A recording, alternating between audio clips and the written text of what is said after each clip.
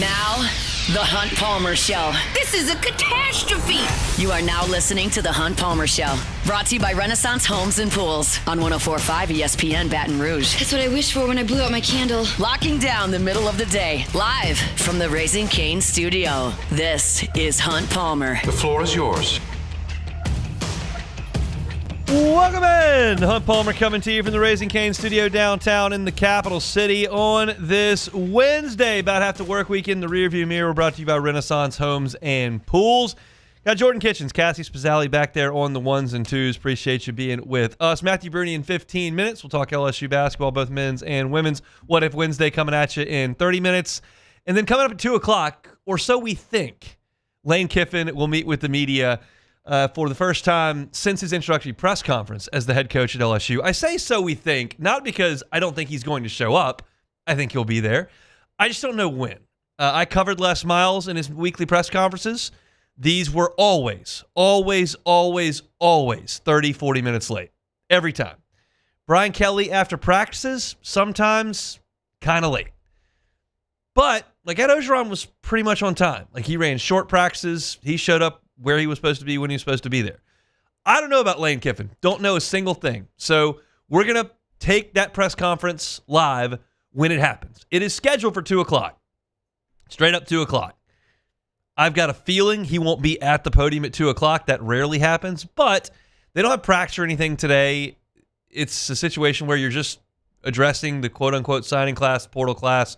Theoretically, he'd be in the building. He could walk down there and be there on time. But it remains to be seen. I don't know much about Lane Kiffin. So we'll see. 1 hour from now, supposed to take Lane Kiffin live. Looking forward to that. And we'll talk some baseball as well. We're going to start there as we do most days, and we'll do it as we do every day in our opening drive. Welcome to the big league. It's time for Hunt's Opening Drive. Presented by Fabry Chevrolet GMC in St. Francisville.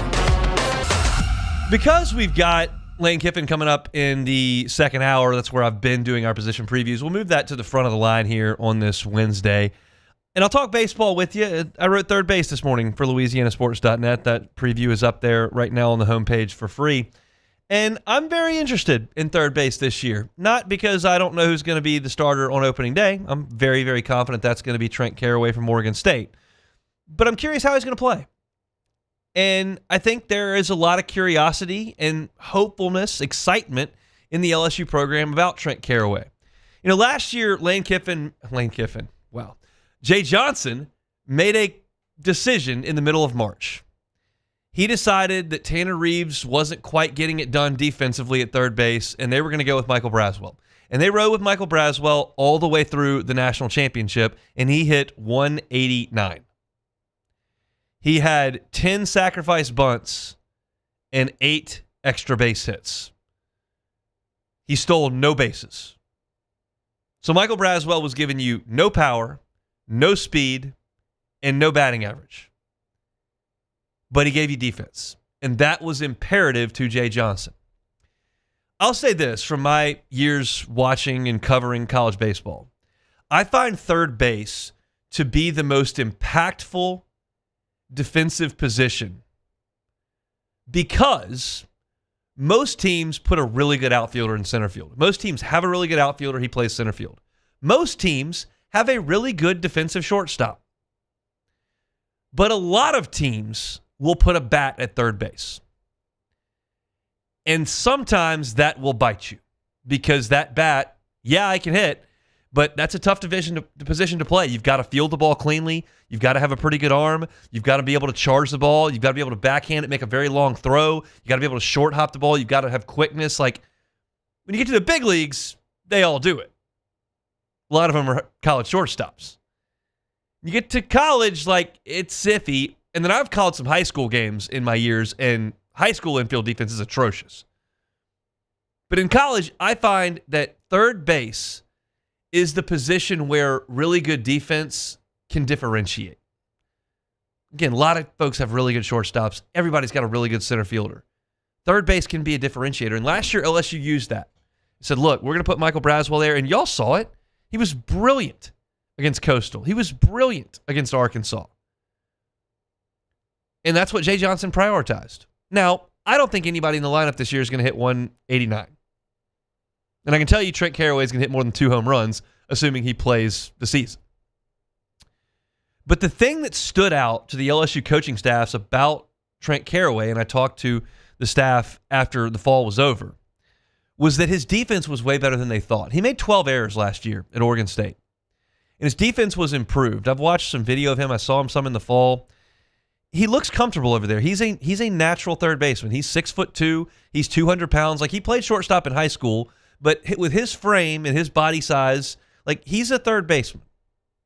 When he gets drafted to play professional baseball after this year, he will be looked at as a corner infielder / corner outfielder.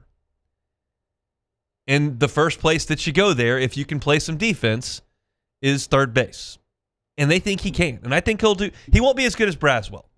And this is the second position we've talked about defensively. I don't think they'll be as good at second or quite as good at third. But your hope is that if Trent Carraway can have the type of offensive season he is physically capable of, then you can allow a few more errors. You don't want him to make 15, but if he makes 10, you'll live. You don't want 10, but if he makes 10 and hits the way he can, you'll live. Y'all know by now the story on Trent Carraway from last season. He hit 5 home runs in the regional alone. Friday to Monday, 5 homers. He hit another one in the Super. That 6 home run stretch is the greatest home run stretch in the history of Oregon State baseball. He's the only player in the history of that program, and they've had some pretty good ones. Only player in the history of that program to hit 6 home runs in the postseason. But before that, he was a 255, 260 hitter with 6 homers. He did not have a good year at all. Now, if you turn the highlight tape on of Trent Carraway, it's on YouTube. It's like 1 minute, 30 seconds. You'll watch that and go, oh, wow. Because he's got monster power. It's to the pull side, but, I mean, he hits some majestic shots. And the ball doesn't always fly in Corvallis, Oregon. Doesn't always fly out on the West Coast. But he hits some prodigious shots. Now, also, Oregon State did not have a conference last year. So they were kind of looking for teams to play. And the competition he was playing was not SEC-level competition. So Jay Johnson brought Trent Carraway in this transfer portal class because he recruited Trent Carraway when he was the Gatorade Player of the Year coming out of California. That's a mouthful. To be the Gatorade Player of the Year coming out of California is a big deal. And he went to Oregon State, which at that point, a massive place to go to school, like one of the best programs in college baseball. Now I think they're going to take a step back because they don't have a conference. But he was a huge recruit. And Jay Johnson knew that then, and he's seen some of the production now. But when they took him in this fall, it was a fall to retool his offensive game. They're going to change the way he thinks about hitting, and they're going to change the way he swings at the baseball. And it showed in the fall. He did not have a monster fall. He wasn't lost. I wouldn't. That's too far to go. But he was working on things in the fall. The question is, how quickly do those things click? I think Kate Arambidi, I think you look at third base, obviously, with Carraway. So Arambidi and Carraway probably have the largest chasm from what their floor is to what their ceiling is. And I think that probably shows you how long LSU's lineup will or will not be. Like, York is going to hit a lot of line drives. He's going to hit some home runs. He's going to be productive. Whatever they settle on at second base is not, I don't think, going to be a first-team All-American and is probably not going to hit 240 with 6 homers. They're going to be functional at second base. I think they'll be better than Dickinson was last year, honestly, offensively. Milam is going to, I mean, you saw his floor last year, and his ceilings is high, but he's going to be a really solid, productive piece. Stanfield's exactly what he is. Curiel, maybe some more power, but exactly what he is. And Brown's going to be really good. But I could see, as I mentioned last week, I could see Arambidi hitting 240, striking out a bunch. And I can see Arambidi hitting 320 with 14 home runs. Like, yes, he's got that in his toolbox. But there's a big gap there. Wherever he settles, adds length to the lineup or doesn't. And Carraway, I can see a 268 Oregon State hitter coming to the SEC and hitting 248. That's very, very seeable. I can see a player with immense high school talent, with the ability to get white hot like he did last summer, with Jay Johnson's and LSU's resources, player development program, and what they've been able to do with some transfers in here, becoming a much better hitter and reaching his full potential. And the difference between him coming in and not adjusting to the SEC and the difference between that and reaching his full potential is huge. So I believe Friday, a week from Friday, you will see Trent Caraway in the 7 or 8 hole. That's where I think he'll start. I think the top of the order's got Curiel and Milam and Brown. I think it's got York. I think those are the guys at the top of your lineup. I think Stanfield's toward the bottom. I think Aaron Beatty's toward the middle. I think your DH is toward the bottom, and I think Caraway's toward the bottom. That's kind of where I see it right now. And so Caraway will come in with a month to play against pretty mediocre competition. It's not as bad as it looks on paper. Like Northeastern's had a really good program. I think those teams are going to play in Jacksonville are okay, even though they're not big names. Like you're not playing anybody near SEC level, but you're playing some functional teams, but they're lesser than SEC teams. So he gets a month of that in a very low stress spot in the order, 7th or 8th, to keep working on the things he's working on. And if it clicks, this is a huge piece to what LSU's got. A huge piece. He could be a 15 home run guy. That's a big deal. Like, there's a world that he leads LSU in home runs. I think it's more likely that's Brown, York, Milam. Could be Dardar. But there's a world where Caraway leads the team in home runs. There's a world where he hits 5th come May. And that's a world where LSU's offense is significantly better than I think it is right now. Because him getting closer to his ceiling is a huge deal for LSU lengthening its lineup. I already know Curiel's good. I already know Milam's good. I already know Stanfield is what he is, and it's a good player. I'm confident that the 3 options they've got at second base, you've got something functional offensively. I think York can play, but I'm not sure about Caraway in the SEC. I'm optimistic. I'm not sure. Those are different things. Now you look at back up to Caraway. Really, it's John Pearson, who I think is going to play some as a DH and a pinch hitter against left-handed pitching because they like him against left-handers. Even though he wasn't great against left-handers last year, they like him in that matchup. And then Reeves can come over. Simpson can come over. They can play some third base if Caraway goes in and needs some time off because he's just not swinging the bat. They've got some options, but right now, I was out there in the fall. I've been out there in preseason. I've seen a lot of Caraway at third base, and that's what you're going to see. If he can put it all together, man, is he a guy that can be a big-time piece to LSU's lineup. But we'll see. It's there's some upside and there's some downside. It's interesting, for sure, at the hot corner for LSU in 2026. That's our opening drive. Our Wednesday show is brought to you by Renaissance Homes and Pools. Renaissance Homes and Pools. They're online at builtbyrenaissance.com. Looking to get into that pool of your dreams for the summer? They got you covered at Renaissance Homes and Pools. Want an outdoor kitchen to go with that pool this summer? Renaissance Homes and Pools can help you out with that. Joey, I had lunch with him earlier this week. He said, hey, tell everyone to text me. That's what he wants from y'all. You're texting the owner of the company. And that's the way that he'll get back to you pretty quickly. If you can put some specs, put something that you're looking for or the question you may have from Joey, he's most likely to get back to you if you text him, and he can just give you a call really quickly right back. His number is, of course, 225, but it's 252-7745. 225-252-7745. So get your phone out, 225-252-7745. Shoot Joey a text. Say, hey, love to talk to you about a pool. Love to talk to you about an outdoor kitchen. He'd love to do that for you over at Renaissance. You can also find him at builtbyrenaissance.com. We'll step aside. We'll come back, talk to Matthew Burney on some hoops, both men's and women's, next. The Hunt Palmer Show. One Bath and Closets. OneBathAndClosets.com is the website. David Vaughn and his team, 30 years, redesigning and remodeling bathrooms and closets. Look, safety's a big deal in the bathroom, especially as folks age. There's someone in your life who's aging that you think the bathroom could be a hazard situation for. Consider mitigating that risk. You can't eliminate it, but you can mitigate against it. You can put non-slip floors in. You can put guardrails in slippery spots. You can put a walk-in tub, convenience and comfort, safety. Put a shower with a bench in it to make things a little safer. Those are things that we don't think about all the time, but something that that David Duvall and his team do all the time. They're happy to help you out with that. So I invite you to check them out online. Get that free consultation at onebathandclosets.com. Onebathandclosets.com.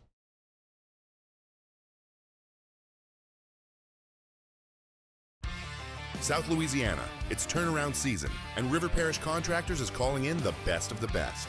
We're hiring pipe fitters, iron workers, boiler makers, combo and structural welders, rig welders, carpenters, crane operators, dirt operators, and more. If you're ready to work, ready to earn, and ready to build something that lasts, call Big Jake at 318-547-1000 or go to rpcontractors.com. River Parish Contractors. Let's get building. I'm Lawyer Locke Meredith.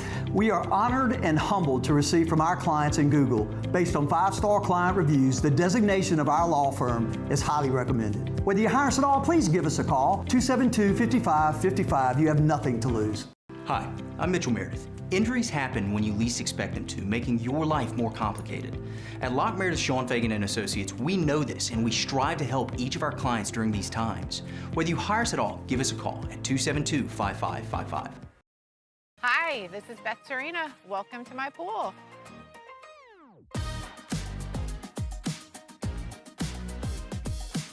The first time I saw this beautiful pool, it exceeded every expectation that I had. They were able to get everything we wanted in this pool. It is a beautiful pool. We live out here, we eat out here, we watch TV out here. This is like our living room outside. We love this pool and everything about it. When we decided to build our pool, we called a great friend who is one of the best pool builders in the country in North Louisiana, and we said, who would you choose to build a pool in Baton Rouge?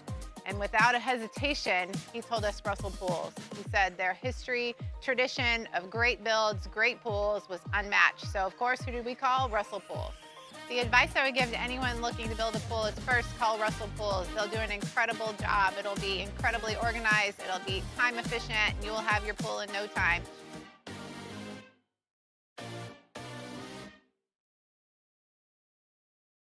We typically think of stress as being bad for us. At Our Lady of the Lake and LSU, we are researching how certain types of stress, such as exercise, can be good for our immune health.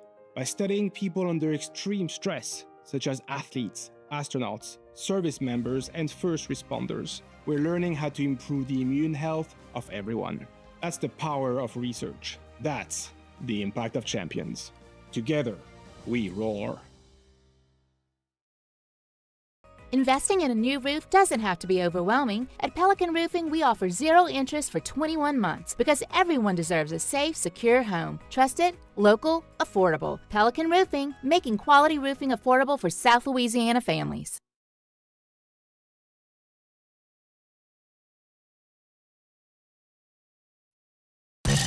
You're listening to The Hunt Palmer Show, brought to you by Renaissance Homes and Pools.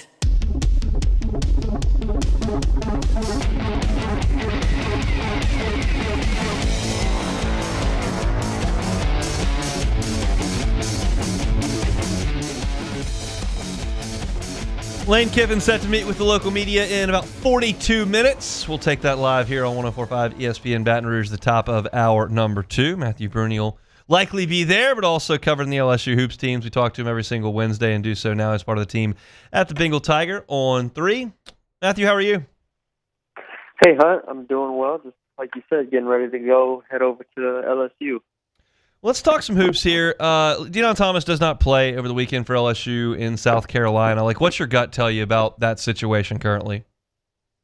Yeah, I feel like it's not good for LSU. I think that I know that he re-aggravated it, and he was in pain. He finished out the game, and I think, there's optimism in terms of him returning, but I don't think it'll be in the next week. I feel like it will be a little bit longer than that. So again, they're going to play the waiting game and see how long it'll take. But re-aggravating an injury that held him out for 3 weeks is not that quickly is not something that is going to be optimistic. How do you think that hurts the general vibe around the team? I just can't imagine that it's very warm and fuzzy there, even though they did win their last game. No, yeah, it kills a lot of confidence. I mean, we've talked about before the experience this team has and whatnot, and I think McMahon's done a fine job in terms of keeping the morale. But there's just no real hope when you go into all this stretch of the season. Individual games you can get up for, but when you look at the big picture, from a program perspective, from a fan perspective, from a player perspective, there's just not a lot to hold on to, and the outlook for the rest of the year is very bleak. I would agree with that. So we'll leave it after this last question about Georgia. What do you know about Mike White's team that comes into the PMAC on Saturday? Yeah, I like their team quite a bit. They're on paper, I like them going into the season. They have some size. They're placed an NBA draft pick, an Nathan Newell from last year. In terms of they got Blue Kane to come back, a good player on the perimeter. They have some shooting. So this is a game that I think I said last week that they had to beat Mississippi State, they had to beat South Carolina, and this would be the real big game in terms of McMahon getting over the hump and turning this thing around. Well, obviously they lost to Mississippi State, which already put a huge damp on the season, and then from there, beating South Carolina doesn't hold nearly as much weight, and so the Georgia win would do something in terms of just getting some momentum, some excitement back, but it won't do enough. Yeah, you wrote last week that it was time potentially to make a move at some point, this season or after this season. Why did you feel that way? Yeah, I think that they are. I just think it's kind of past the point. I think Verge Osbury will look at things and try to put in his own, splash into the men's basketball program. I don't think McMahon has the support from a general LSU perspective that he would need to get through another bad season. I think you look at what he's done in 4 years is just on paper not nearly good enough, even if we wanted to talk about how unlucky he's been with injuries and whatnot. Ultimately, the results are the results. And I've been, one to talk about, I think he's a good coach, but ultimately this was always going to be a make or break season. This was going to be a year where they had investments. They had, I think, a good quality roster. And while arguably with DJ Thomas and Jalen Reed, those are their two most expensive players. Those are the two players they paid the most for, both being injured. It's unfortunate, but I think the results are just going to be too much for Verge and others to just sit idly by. Matthew Bruni is our guest, part of the On3 team over there at the Bengal Tiger. All right, Kim Mulkey's team, I mean, the offensive numbers are really gaudy, but something that I noticed looking back, like against Alabama, they held them to 63, held Arkansas to 70, held Florida to 60, held A&M to 54, held a ranked Oklahoma team to 72 on their own floor. Like, do you like the offense more or the defense more? I think I like the offense more still. I will say the defense has taken significant steps forward from where they were, I'd say, like a month or two ago. The defense is to do that to Alabama, who isn't a fantastic offensive team, but that's the number 24 team in the country. To hold them to 34% shooting, to really lock down the paint. They just don't give up anything easy right now. When you have the point of attack defense that they have with Jada Richard and Malaysia Full-Wiley and Flau'jae and so on, I just think they're really, really solid defensively. So it's catching up on that end, but I mean, you look at the offense and the way they can score right now. I mean, they had 5 or 6 in double figures again. They're just so deep, so versatile. They're putting it all together. What's your biggest concern about this team right now? It's probably still the forwards, the posts. Going against the top end teams in the country. You look at UCLA, you look at UConn. We'll see against South Carolina in a week or two. I think they're going to be fine rebounding, but I don't know. Like, you go into those games hoping to get neutral with those teams in the front court. I don't think you, like in years past with Angel and Anissa and so on, you would be like maybe LSU has an edge. I don't think LSU has an edge in the front court. I think their edge is in the back court and with their depth. So if anything, I'm curious to see against these bigger teams that can really score and punish on the inside, do they hold up consistently, and just can they get neutral in those games? LSU beat Texas in matchup number 1 here in Baton Rouge, 70-65 win when Texas ranked second in the country. Now they'll go on the road to the Moody Center tomorrow night. How do you feel the Tigers match up in that one? Yeah, I mean, the win was huge, and I don't think it was fluky because like I said, the guard play for LSU is so good.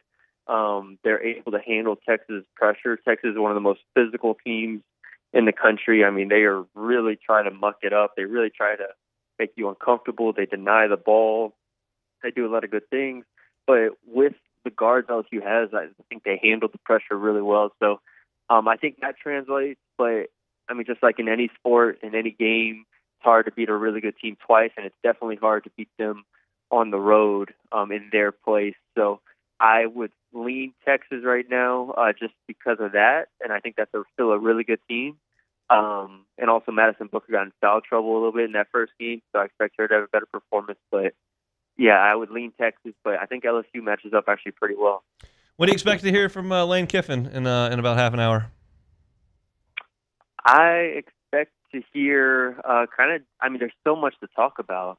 So it's hard. I mean, he's going to be asked a bunch of questions. I'm curious how long it's going to go more than anything, and I'm curious how thorough his answers are going to be. I mean, we've watched Ole Miss press conferences in the past, and I think he gives fine answers.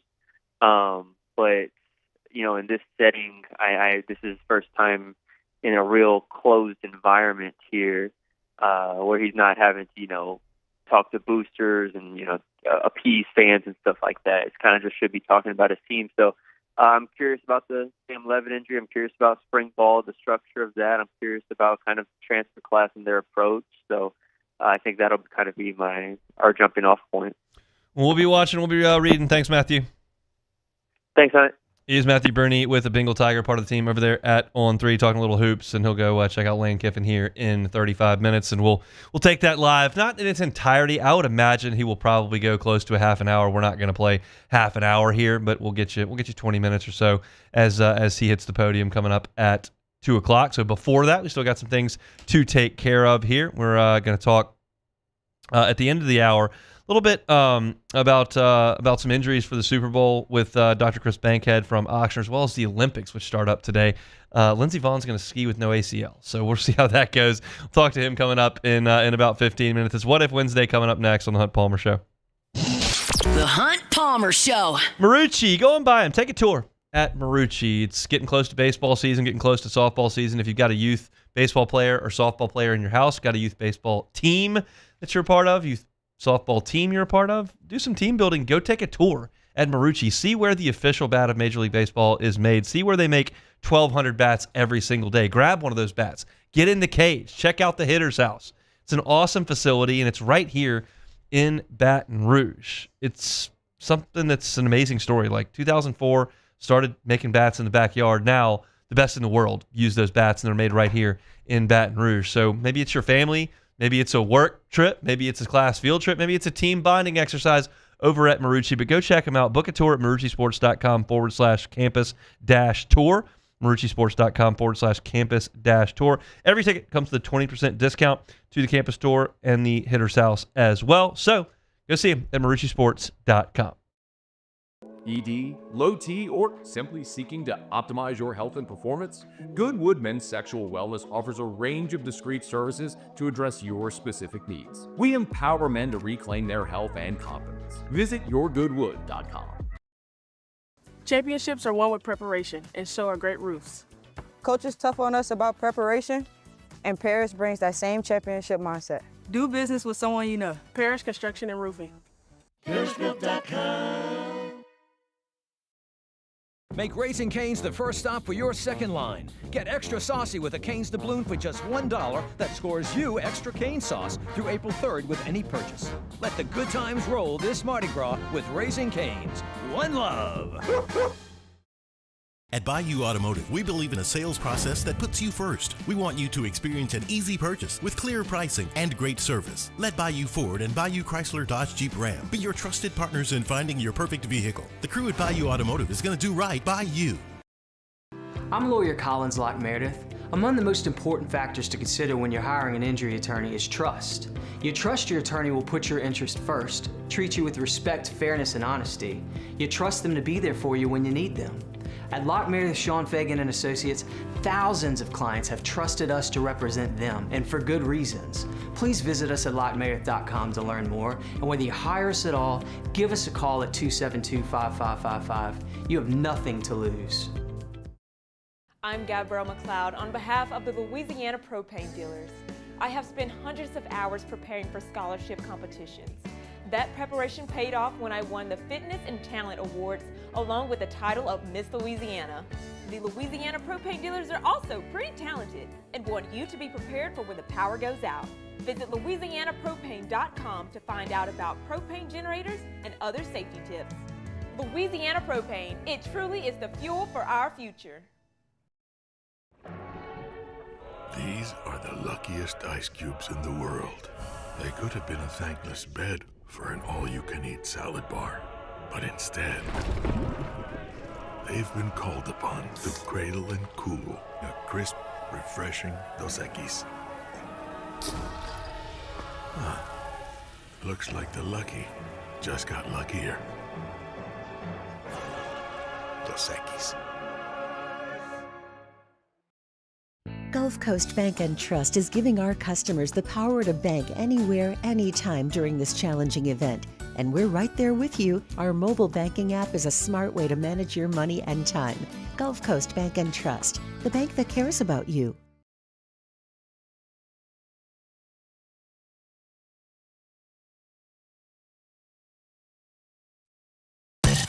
You're listening to The Hunt Palmer Show, brought to you by Renaissance Homes and Pools.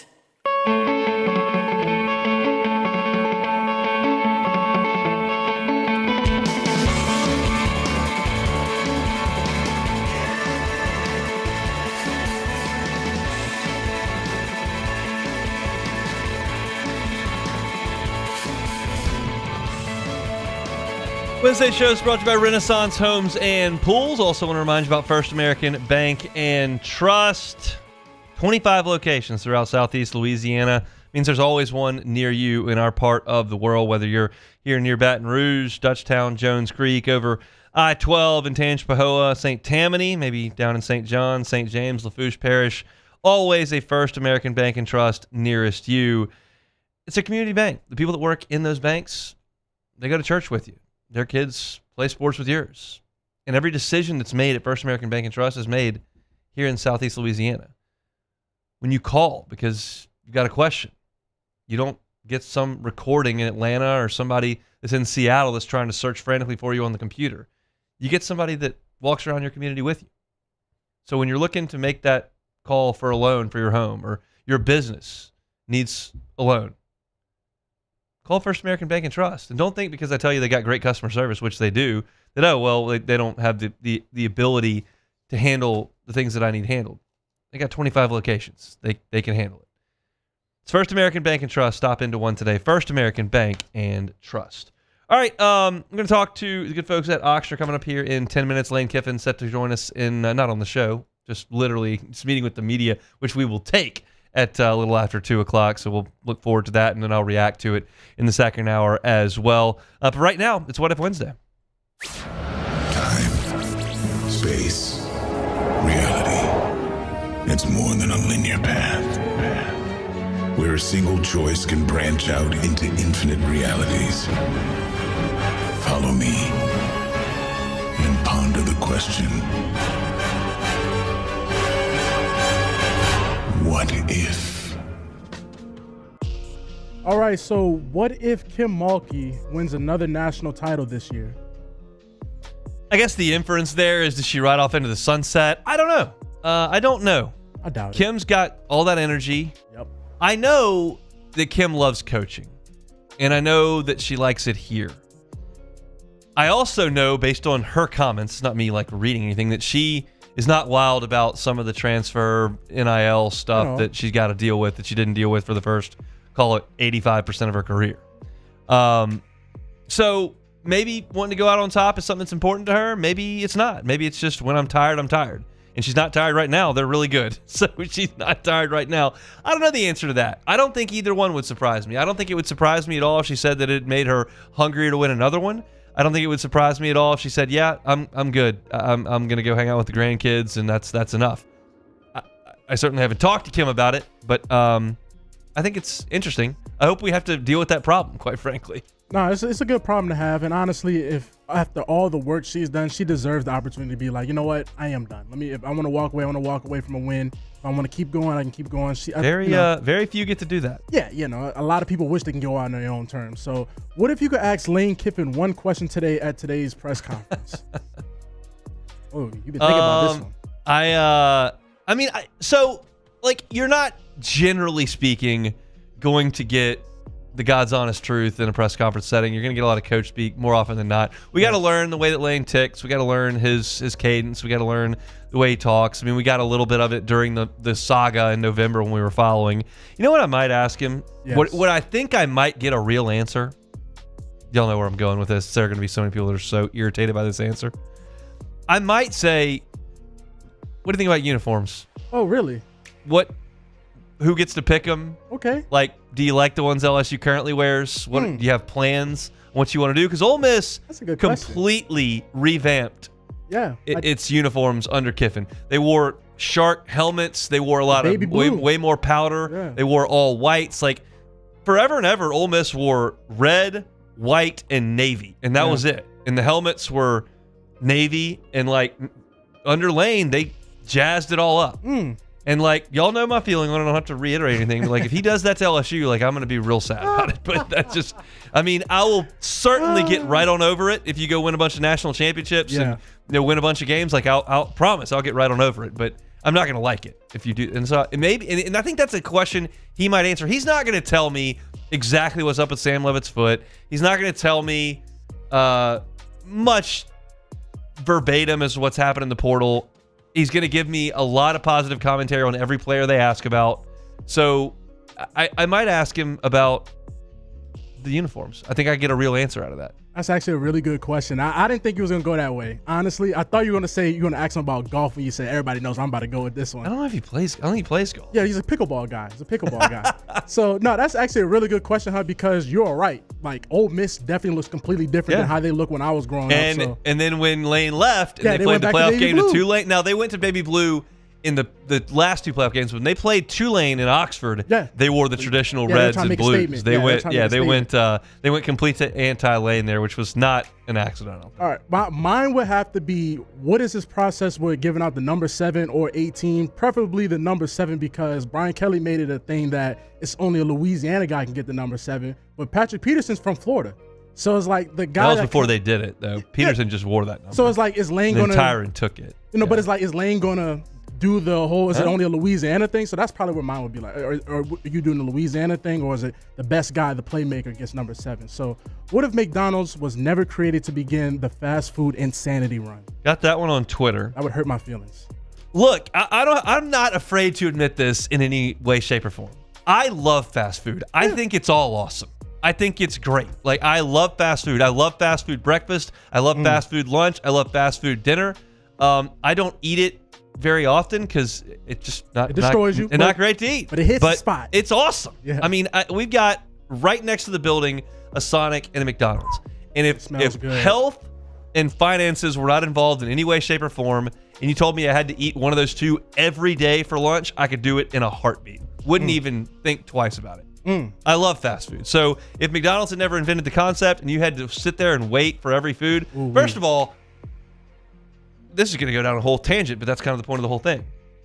If I had to sit down in a restaurant on every road trip, I would freak out. I don't want to do that. Get the food, let's go. We're going to the beach, and my wife demands that we get out of the car and sit down at Chick-fil-A. I want to lose my brain. I want to lose it. There's 4 travel baseball teams in there. There's 500 kids running around. The food's not even that great.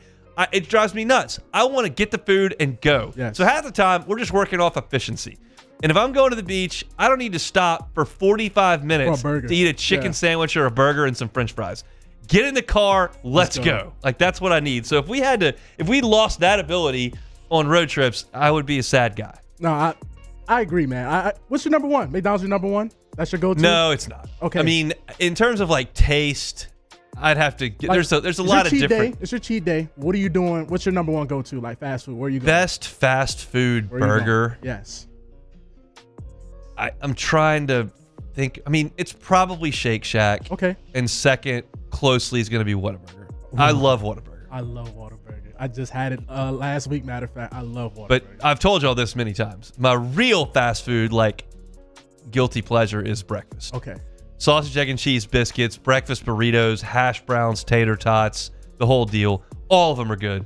Burger King's got the croissant witch that's like overloaded. It's awesome. Ball. I mean, Sonic's got the breakfast burrito that's killer. Taylor loves those. I love McGriddles. I love sausage, egg, and cheese at McDonald's. Like all phenomenal. Yes. Okay. Ball the croissants. You are actually on ball with that. So, what if you could pick the broadcast team for the Super Bowl? What are you going?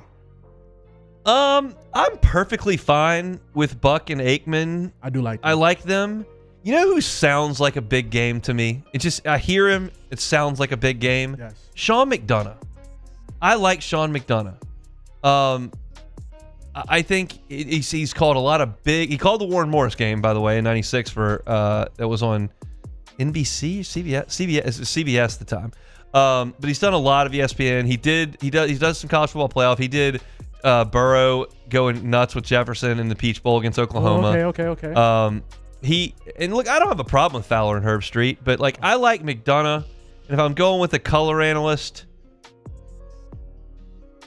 I don't mind Aikman. I don't mind Herb Street. Here's the deal with me on broadcast teams, and he's great. Yeah.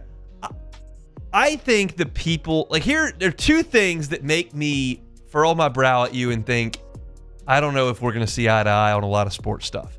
If you're one of the fans that hates like 5 broadcasters and constantly talks about officials, we're probably not going to see eye to eye. Doesn't make you a bad person. Yes. It just means we're not going to level. I never talk about officials, almost never. I talked about officials when they gave Devin White a targeting.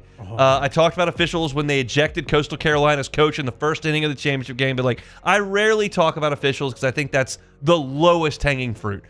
And I don't talk about broadcast teams. Everyone, this guy hates LSU. This guy hates that. That to me is it's kind of childish. I don't get on board with it. I like most of the broadcast teams. There are very few that I find bad. Brian Jordan did some college baseball once upon a time and was really bad at it. And there are plenty of bad on-desk analysts on talk shows. Oh yeah. But as far as the folks that are calling the games, I rarely have a big problem with it. I'm gonna be honest. This is gonna be a hot take because a lot of people don't like him, but I really like Gus Johnson and Joe Klatt on Fox. I like Gus on basketball more than football. Oh yeah, okay. Basketball gets him moving a little bit more quickly. In football, I feel like he's setting things up. He's just waiting for the screen. I know. Yes, he's waiting for the screen. But basketball doesn't let you sit. It makes you got to keep going. Go. So I think and that's where Gus made his mark in March Madness. Yes. The Gonzaga, the slipper still fits, the Morrison, there's a great YouTube video that I'm sure it's still there. I used to watch it in college where it was it's Bynum to the bucket, Hall the runner, Batista with the catch. I can still hear it. I watched it so many times. I love Gus. Yes. I like him in basketball more than football. Okay. Well, that's it for What If Wednesday. That's it for What If Wednesday. So we will take a time out here shortly and get to our Oxford segment. But let me tell you about Boudreaux's Electrical Services. Boudreaux's Electrical Services. Of course, we've been telling you about them for years here on 104.5 ESPN Baton Rouge. If you want a home standby generator, get a Generac from the folks at Boudreaux's Electrical. They are locally owned and operated. Neil and Melissa have been running the show for more than 40 years. Down in the 985, they've got you. Here in the 225, they've got you. Over in the 504, they've got you as well. You always know it's just such a bummer when that storm blows through, whether it's an afternoon storm in July or August or a hurricane, which we get as well, and the power goes down, especially if you're trying to watch the big game. You got people over, and all of a sudden, you got no power. Don't let that happen. The folks at Boudreaux's Electrical can make that happen. And what sets apart Boudreaux's Electrical from the big box stores, the national brands that you can get a generator from, is that they're going to service that generator wonderfully. They're going to be here when you need them. They're going to be here when you pick up the phone. They're part of the community as well. It's Boudreaux's Electrical. It's the Boudreaux's Boost. So if you've bought a generator from one of the big box stores and you've already got one, but you're not happy with the service you're getting, the Boudreaux's Boost can help you out with that for sure. So visit them online at boudreauxelectrical.com. That's boudreauxelectrical.com. Come back and talk some injury with Oxner next. The Hunt Palmer Show. Swing Easy Golf Club in Baton Rouge, swingeasygcbr.com, swingeasygcbr.com. Want a different way to watch the Super Bowl?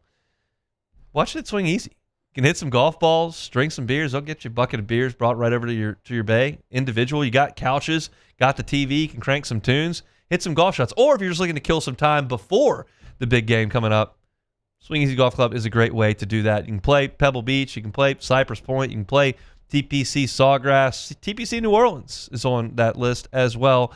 It's a great place to hang out and just play a little bit of golf in a different way. You play 18 holes, doesn't take 5 hours to do it. You can play with 5 guys, you can play with guy and girl, you can play with 3, you can play by yourself. Go check them out on Siegen at Perkins. Swing Easy Golf Club, they're online at swingeasygcbr.com. These ice cubes could have been a thankless bed for an all-you-can-eat salad bar. But instead, they cradle and cool the crisp, refreshing Dos Equis. Nicely done, ice cubes. Make Raising Cane's the first stop for your second line. Get extra saucy with a Cane's doubloon for just $1 that scores you extra cane sauce through April 3rd with any purchase. Let the good times roll this Mardi Gras with Raising Cane's. One love. My father, J.B. Falgu, had a vision of growth for First American Bank and the communities we serve. The bank's foundation was built on his legacy of compassion, loyalty, and dedication. Through his years of leadership, First American has prospered to heights even J.B. could not have imagined. I know my father would be extremely proud of the customer service and financial stability that First American provides to Southeast Louisiana. We continue to thrive because of the legacy of J.B. Falgu. At Bayou Automotive, we believe in a sales process that puts you first. We want you to experience an easy purchase with clear pricing and great service. Let Bayou Ford and Bayou Chrysler Dodge Jeep Ram be your trusted partners in finding your perfect vehicle. The crew at Bayou Automotive is going to do right by you. I'm Lawyer Locke Meredith.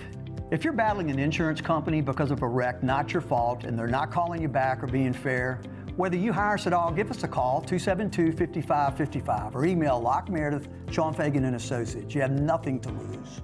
Hello, I'm Collins Meredith. If you've been injured on the job, you'll likely have a workers' compensation claim, but you may also have a tort claim, which opens up significant recovery rights not normally available for a work injury. If this is you, call us or come see us at Locke Meredith, Sean Fagan and Associates.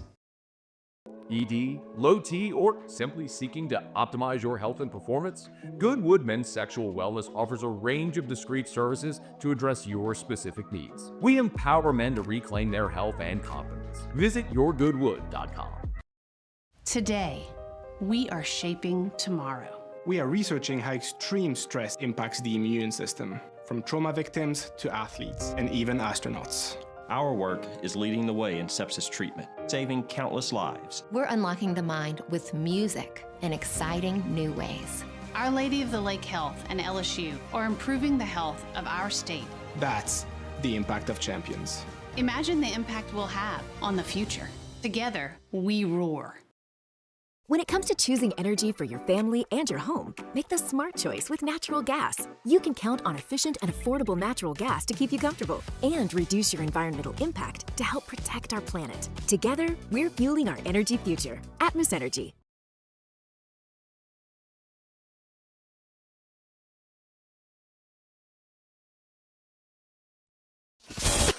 This is the Hunt Palmer Show, brought to you by Renaissance Homes and Pools.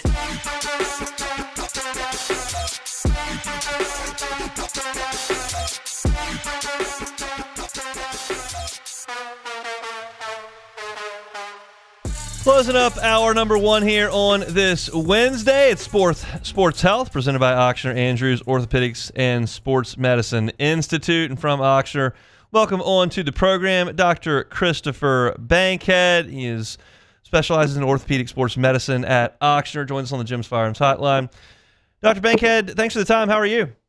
Hey, I'm doing great. Thanks for having me on. It's our pleasure. A lot of folks are going to be watching anxiously on Sunday, got a little money on the table, and they're thinking, well, what do we know about Drake May's shoulder? I'm sure you don't know much of anything specifically about Drake May's shoulder, but it's been the biggest injury talking point of Super Bowl week. What can you tell us about what may be going on after 20 weeks of playing NFL football? Yeah, I mean, I think it was pretty clear on the play when it happened. I remember watching it live. you kind of saw him grimace. It looked like it was kind of in a tackle, or maybe he scrambled out of the pocket a little bit and got landed on awkwardly. They kind of released a statement saying that he was held out of practice, and then now all of a sudden, I think he practiced fully, he's throwing well. He seems to be kind of dismissing it a little bit. I mean, I think everyone's hoping it's something small, something not structural that is going to allow him to play up to his full potential. I mean, everyone wants a good game. I think from my perspective, I would worry, is it going to affect his velocity, his ability to throw downfield? They should be able to see all that stuff in practice, so I think they're pretty on top of that. The other question I think that everyone has that we'll have to wait and see is it going to affect his willingness to take a hit? Is he going to scramble? Is he going to want to get out of the pocket? That I think only time will tell. We'll have to wait and see for that. Certainly will. All indications are that he will certainly play. We'll just see how effective he is. I was fascinated by this story as the Olympics crank up this week. And Lindsey Vonn has tried to make a comeback there and then tears her ACL. And everyone kind of thinks, well, I guess that's the end of that. And then, no, I'm still going to compete. That blows my mind that someone's going to jump out there in the Olympics with a torn ACL. What can you tell us about that situation? Man, that's unbelievable. It's like, honestly, I mean, you hear some stories like that. I think that, you hear I think Phillip Rivers a few years ago, maybe in a playoff game, played with a torn ACL. But I don't know that he was going 70 miles an hour or however fast they go down a mountain. The thing is that I always kind of think about is, well, all the swelling in her knee, is her muscles able to turn on? That's kind of initially after an injury like that, that's kind of our biggest concern. A lot of people get this large effusion in their knee. The ACL tears and it bleeds. It's got a blood supply. And then that tends to kind of turn off your quad muscles a little bit. People need crutches. They need kind of help walking around. It doesn't move very well. She's thankfully, not doing a lot of true cutting and pivoting, even though she is on skis. And so presumably she's practiced and she's giving it a go. I mean, I've seen some reports. She's doing box jumps. She's doing weighted, all kinds of stuff, and is ready to give it a go. I mean, it's unbelievable. She's 40 too, which is crazy. The other thing that's unbelievable about her is she had a partial knee replacement on her other side, which I think is just adds to the kind of legendary status of her ability to kind of recover and persevere. Is the ACL stability more than anything? Is that kind of what it's there for, and that's what theoretically what would be compromised here? Yes. So it really affects your ability to pivot and turn, right? Okay. So going in a straight line, most people are okay. But as soon as you start to add some side-to-side agility, that's when it starts to be an issue. She's kind of strapped in there. Her knees are clearly going to be rotating and turning. That's kind of mostly what it does. It keeps your tibia from sliding forward and then also from spinning. And so as she's making these, sharp turns at high speeds, that's where you kind of are going to be holding your breath and hoping that thing holds up. And her other muscle stability around there is going to be enough to keep her in place. Now, she said she was going to be braced up, and so, we'll kind of wait and see how she's able to do. But I agree, man. It's unbelievable. Fascinating story for sure. Before we let you go, you got a Super Bowl pick for us? I mean, I'm definitely keeping my eye on all the LSU guys that are playing for the Patriots. We'll see how they do. Our guy Ross Jackson, LouisianaSports.net, sat down with Will Campbell a little bit earlier. Going to be a big, big day for him. We appreciate the time, Dr. Bankhead. All right, thank you. That's Christopher Bankhead, orthopedic surgery with Ochsner. I get the sense, I don't know anything. He certainly knows everything about the knee that you need to know, and I don't know anything about skiing, really, or the Olympics. But I get the sense that Lindsey Vonn's going, my ACL's torn, whatever. Next time they do this, I'm 44 and I can't come. So if it blows, if something gets worse, at least I tried. It's your last chance to do it, is what I gather. No, it's commendable, and it just shows you how athletes are just not real humans, because there's no way I could even think about hopping on a ski, nonetheless moving my body after tearing my ACL. No. I don't even know what I know she's downhill. That feels like it's a lot of left and right. Whatever. We could have been uphill, downhill. I cannot move my leg after tearing my ACL. Here's my thing. I've never been snow skiing before. Me either. A lot of my friends love to go snow skiing. I've never been. I don't really have a lot of interest because I don't want to tear my ACL. That's what it seems like you're going to do. I'm a functional person when it comes to hand-eye coordination and relative athleticism. I'm not going to go do a 360 dunk anytime soon, but I can play some pickleball or something. Fine, I can do whatever. But I've gotten up on water skis once. I'm bad at water sports that have my knees like anchored and my legs like anchored, and I've never tried anything snow. I don't think I'm going to. Maybe that's a detriment to my kids. Maybe I'll take them. They can hit the bunny slopes. Yeah. They got bars in the mountains. They can go to the ski school, and I'll hit the bars. That's fine with me. I don't really want to be out in the cold anyway. But skiing, not my thing. I just think in terms of Lindsey Vonn here, it's like I'm gonna give it a go. Like I'm never gonna get to do this again. No, if she was 17, it'd be one thing. At 40, this is it. Last swing, go get them. So. Thanks to Dr. Bankhead for giving us a little time. We are done here in hour number 1. Missed any of it, including my LSU baseball third base preview, you can go check it out on demand. Just search Hunt Palmer Show. We're going to step aside for national sports headlines, and we'll come back in hour 2. Lane Kiffin is scheduled to meet with the press at 2 o'clock. Whenever he does that, we'll take it. Until he does that, we'll talk a little bit more LSU football after Sports Center on the Hunt Palmer Show. The Hunt Palmer Show. Fabry Chevrolet GMC. Fabry Chevrolet GMC. I got deals. I've got deals. And you can get deals if you head up Highway 61 in St. Francisville.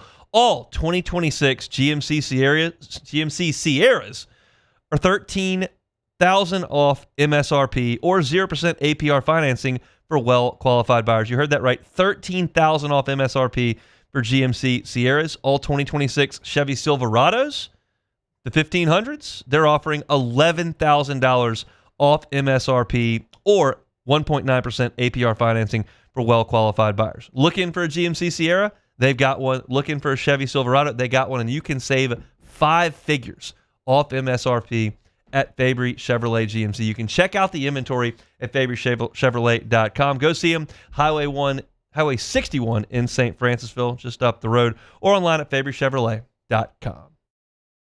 At Bayou Automotive, we believe in a sales process that puts you first. We want you to experience an easy purchase with clear pricing and great service. Let Bayou Ford and Bayou Chrysler Dodge Jeep Ram be your trusted partners in finding your perfect vehicle. The crew at Bayou Automotive is going to do right by you. Okay, and what is our goal?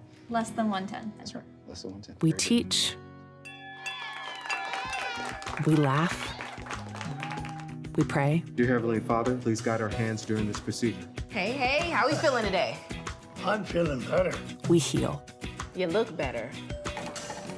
Happy birthday. Thanks. We do all things. I got you. No way. With great love. FMOL Health. This is how we health care. Hi, I'm Mitchell Meredith. At Locke Meredith, Sean Fagan and Associates, we know each case and client are unique, and that no 2 cases are the same. But one thing remains constant, and that is our passion to help our clients. After an accident, we know your life has changed, which is why we passionately fight to make you and your family whole. Remember, whether you hire us at all, give us a call at 272-5555. We're here to serve you. Looking for cleaner energy? Propane is energy for everyone. And when you're cooking with clean, affordable propane, you're cooking with gas. In the wintertime, nothing heats a home like Louisiana propane. And when you need hot water, propane's got you covered. Oh, and you won't regret that propane generator when the power goes out. I'm Miss Louisiana, Gabrielle McLeod, and to find more information and to find a propane dealer near you, visit louisianapropane.com. My father, J.B. Falgout, had a vision of growth for First American Bank and the communities we serve. The bank's foundation was built on his legacy of compassion, loyalty, and dedication.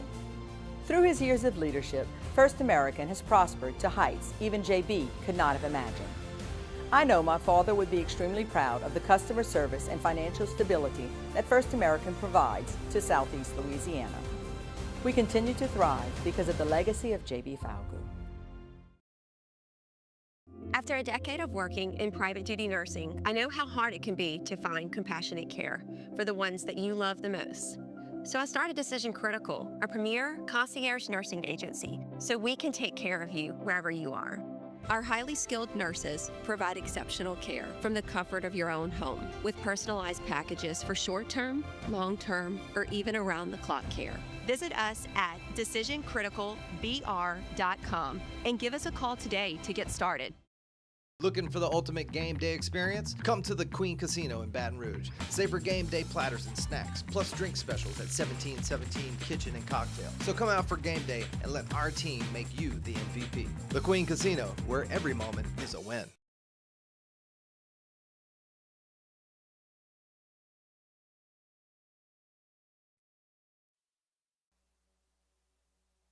This is SportsCenter. I'm Christine Lisi. Breaking news. Anthony Davis is on the move for his second straight year. On this day before the NBA trade deadline, the Mavericks are trading the 10-time All-Star to the Wizards in an 8-player deal. The package heading to Dallas includes Chris Middleton, 2 first-round picks, and 3 second-rounders, reports ESPN NBA insider Shams Charania. The Mavericks, by making this trade, they've essentially cut their losses here. They've cut ties here. And they're bringing in significant financial relief. They're getting out of the aprons. They're getting out of the tax. They're getting some draft flexibility that now all combines to allow them to properly build this team around Cooper Flagg. He's the face of this franchise. 76ers trading shooting guard Jared McCain to the Thunder for 1 first-round pick and 3 second-rounders. So Philly receives assets, clears space in the glut of guards, and gives the team flexibility to bring Quentin Grimes back in free agency. Thunder star Shai Gilgeous-Alexander out until after the All-Star break due to an abdominal strain. The Cardinals hired former Broncos head coach and Jets, Bills, and Jaguars offensive coordinator Nathaniel Hackett as their new OC. Hey, it's your resident Super Bowl champ, Chris Candy. Coming up Thursday, I'll give you my top 5 people who will decide Super Bowl 60. It's Unsportsmanlike, 6 a.m. Eastern, right here on ESPN Radio, ESPN2, and ESPNU.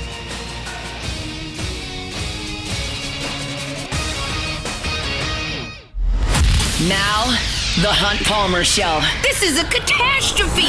You are now listening to The Hunt Palmer Show. Brought to you by Renaissance Homes and Pools on 104.5 ESPN Baton Rouge. That's what I wished for when I blew out my candle. Locking down the middle of the day. Live from the Raising Cane studio. This is Hunt Palmer. The floor is yours.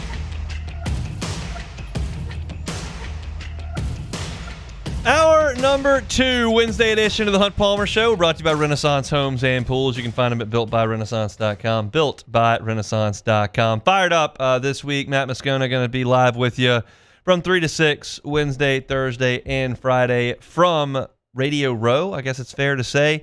Maybe the Digital Drive, I think is what they called it last year when we were in New Orleans. He's in San Francisco where the Super Bowl is. He's got a ton of great guests that you'll hear from over the next 3 days. So fired up to hear from him. Also fired up to hear from Lane Kiffin, who will address the media for the first time since his introductory press conference, which I believe was on December the 2nd.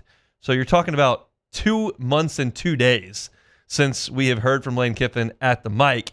And we are scheduled to hear from him at 2 o'clock. As I mentioned at the very top of the show, if Les Miles was scheduled for a 2 o'clock press conference, you were catching that about 2:40. Brian Kelly was closer to 2:20, 2:15. Ed Ogeron was closer to 2:05. So it just depends. I'm not sure when we'll hear from Lane Kiffin, but when we do, we will take that live from on campus at LSU. I'll continue to monitor LSU, the Twitter feeds, and see when he steps up. I know that the assembled media is there. I know that the basketball hoop that they throw alley-oops on is there. And I'm curious to see what you hear from Lane Kiffin today. I think you'll probably get a lot of questions about the frantic nature of putting together a portal class that includes 40-plus people. I think you'll probably get questions about retaining Blake Baker. He hasn't addressed that with the local media. I think you'll probably get questions about Sam Levitt and his ability to practice or not practice moving forward. I think you'll get a lot about his social media presence and it's just different and all those things. I think you'll get a lot about his forming relationships in the state of Louisiana. I would imagine somebody might ask about the finances that have gone into putting this roster together. And I just don't know. I don't speak Lane yet. I'm pretty fluent in Brian Kelly, pretty fluent in Ed Ogeron. I'm pretty fluent in Jay Johnson. I'm extremely fluent in Les Miles, extremely fluent in Paul Maneri. I think I'm pretty fluent in Matt McMahon as well. It takes probably about a year. You got to go through some games as well to get a feel for how each coach is going to handle himself in the media. And we've certainly seen Lane Kiffin handle himself in the media over the years. But as you saw, Brian Kelly was nowhere near the guy he was at Notre Dame at LSU. He was more affable. He was more approachable. He just seemed more laid back than the red-faced guy that you saw dealing with reporters in South Bend. And Ed Ogeron was real warm and fuzzy at the beginning and not as much at the end, and you can understand how that would go. And I guess Brian Kelly got a little prickly there at the end with Cauble saying everybody was spoiled. I'm not sure. Right now, it's the honeymoon phase. Lane Kiffin, as far as this fan base goes right now, can essentially do no wrong. He chose LSU over Ole Miss. He left Ole Miss in a playoff run. He took the offensive staff from Ole Miss. He put together the #1 portal class in the country. He's saying it's just different. He's playing pickleball in town. He's posted on social media from restaurants.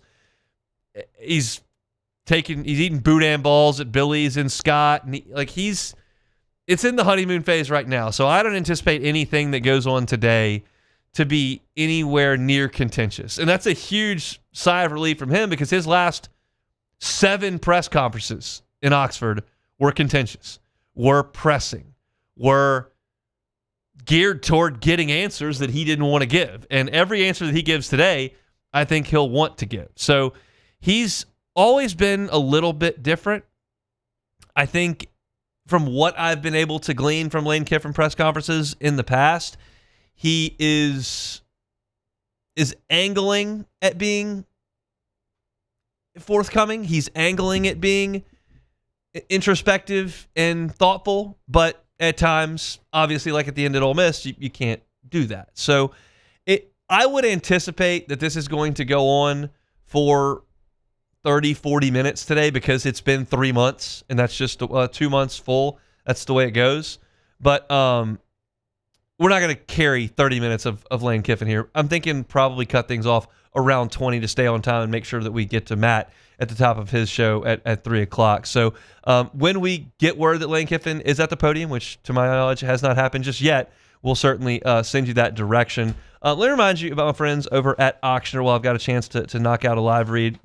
Or not. I'll get to Auctioneer after this. Let's go to LSU. Lane Kiffin at the podium for the first time since he was introduced as the head coach at LSU. Non-traditional signing days nowadays, in the way that they're set up. So this really is kind of just a recap. Have not spoke to you guys in a long time, and at the end open up questions about things that have happened over the last couple months. But, as you look at the class, when you combine the high school class and portal class, which I think kind of the way you got to look at it now, almost if you were in the NFL and you took the draft class and the free agency, if they were the same time of year and you looked at them together, I feel like that's kind of the way to look at it now as you remake your rosters each year. So it's kind of crazy to think about 3 new quarterbacks, 4 running backs, 10 wide receivers, 9 offensive line, 2 tight ends, 6 defensive line, 2 linebackers, 3 defensive backs, and 3 specialists. So, and that's not obviously counting the numbers of players that were here that were potentially leaving and re-signed here, which now is obviously a part of it too. So that's a lot of numbers. And I do think that our staff did a really good job in a very challenging situation. Now, luckily we were recruiting to LSU and all the great things with that made us able to put together this class, but that was a challenging time. It's been discussed before, the calendar is what it is, and to try and put together a staff at the same time as trying to keep the current players immediately before the portal opened, as they were preparing for a bowl game with the previous staff, and then just kind of uncharted waters by our staff, a number of our staff, offensively going back and forth between the playoff run at the last place and then trying to put together this group here. So I do get really excited when I think about, these are a lot of really good players, a lot of really talented players coming together and whatever rankings, #1 portal class and that stuff. To be able to do that with all those challenges, to me, even excites me even more as you look to the future of LSU and what we'll be able to do as we're here for a full year. And we've been able to recruit the high school kids and especially in-state kids to have the relationships there to make the high school class even better than what it was. But then as you look at the portal, to have our own players, and really over the time since the portal's come about, basically where we've been, for the most part, the players that we want to stay when the portal opens stays where we are on our roster. So that really excites me because I think we were able to do all this with a really good staff. Billy, general manager, did a great job in transition here, including a number of people in the building, especially in the recruiting department, that were able to help us in the transition and do a great job. To be able to now look into next year and have all that set, what everybody's roles are, and what they're supposed to do in that, really excites me. So where that puts us now is that we have a really talented roster. Does that mean we're going to win games? Not necessarily. Does that mean they're going to be a great team? No. We have a lot of work to do now. We had a team meeting this morning right here a few hours ago and talked a lot about that. So you all came together and came from all these different places, okay, but now you've got to put all that aside and you've got to be able to work for the betterment of the program and the team and to put all that together, and that'll be a ton of work for a long time now in this offseason. Defensively, obviously keeping mostly the defensive staff allows us schematically over there, not much change, but offensively we have all the new players and a new system to put in here. So excited about the work ahead. One of the good things, obviously, about all of this change is that you do have a lot of really talented players, so that is a big challenge to be able to say, okay, can we put them all together so that they play really well? And, you know, we've been able to do that really the last couple of years at the previous place of a ton of turnover, especially last year. And this time a year ago, having a much different roster and turnover and all kinds of players go to the NFL, and I think 2 returning starters, and we're able to do what we did. So this is a great challenge. Glad that we're here doing it. The whole town was amazing in recruiting to help bring all these kids in, and the hospitality that they showed them at the hotels, restaurants, on campus was unbelievable, and they could feel it. There were all kinds of meetings at the end of the official visits when you talk through, okay, what did you think about your experience, parents, the players, and they said, really, it was amazing. The LSU experience and the Baton Rouge experience and how they felt coming here to visit was a huge part. I know a lot gets played about NIL and those things, but a ton of them talking about a huge part of why they came here is the way that they felt on their trip here to the city of Baton Rouge and to LSU, how they treated them.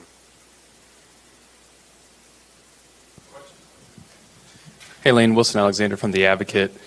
Well, you talked about in your introductory press conference back in December that the financial plan here was different in those other offers that you had. What was it about it that was different, and how did that influence what y'all were able to now do with this roster? Yeah, great question. I'm not going, nor will I ever really get into the details exactly, obviously, of the resources and the breakdown and how we use them. But just felt in the plan that there was a really good plan here in place and an alignment from the top down about how that would, how the resources were here, and then the plan of how that could be structured within those contracts in order to sign the players, and thought that there was a really good plan in place of how to do that. So number one, the resources to do it, which is important, like I referred to, but then a plan of how do you use the resources, which is not our expertise contractually, and NIL contractually with third parties. And then to combine that, which I think what is our specialty is the evaluation of the players, because again, you can have money, just like you see in any sports, and salary caps, and do you evaluate the guys really well? Do you not just get the top end guys? Do you get the next tier, and do you get them for really good deals? You know, by the way that you evaluate them, by the way that your scouting department evaluates and your coaches, and I think that's our specialty. So putting those two things combined, I think puts us where we are.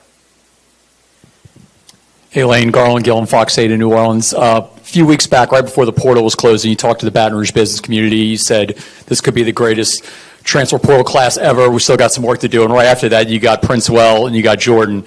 You've been around this for a little while, the transfer portal. You think you've amassed the greatest class of transfer portal era? Well, I think talent-wise, probably is. Now, a lot of that, too, is also the numbers. The volume helps that when I make that statement,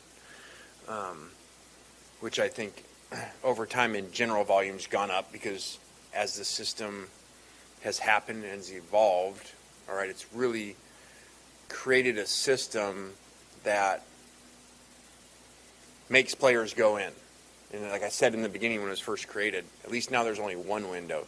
You basically had created a system that was 2 times a year as a player, so I don't blame them. And I said, eventually there'll be a lot more of them, that 2 times a year you can opt into free agency. So no matter how you played, no matter what your contract structure is, imagine in professional sports, let's just take the NFL, that there's 2 windows a year that you can opt into free agency to either come back and get paid more or to go somewhere else and create a more competitive market for you.